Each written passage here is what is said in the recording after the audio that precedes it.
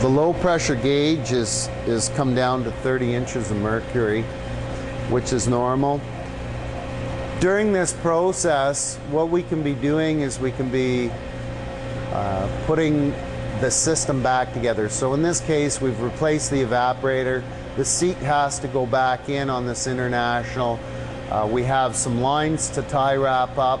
We have an evaporator core that we can box up and tag for warranty. So while it's vacuuming, that gives us a good opportunity to do some of the finishing work on the system.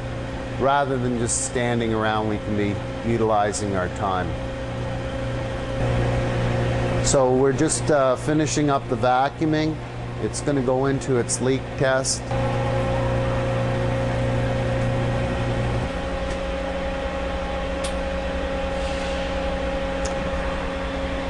The leak test is going to take us about 10 minutes. During that time, we've marked our low pressure gauge here with our needle to the back side.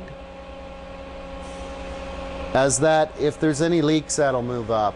Otherwise, we're good to recharge, add oil and recharge. 10-minute leak test. We've marked the needle on the low pressure gauge with our indicator.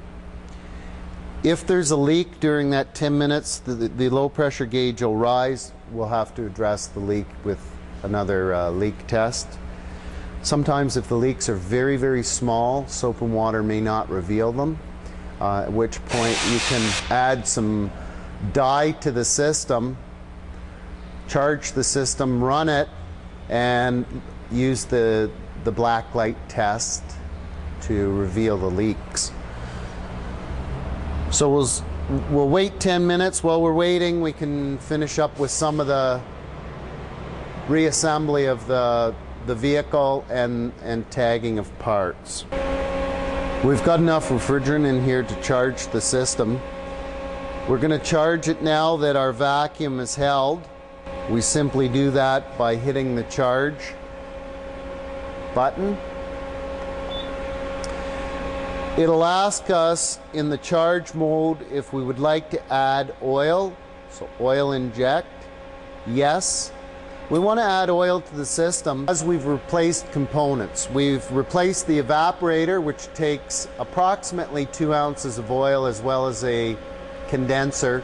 Each line, depending on the length, usually takes about 1 ounce of oil, and a new receiver dryer that has no oil in it will take approximately 1 ounce as well.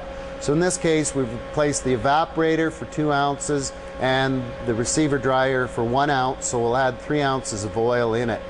Also, if during the recovery process you've recovered oil, you'll add that amount of oil to the system as well. In this case, we're using a PAG oil for the vehicle. Some vehicles will take ester oils as well.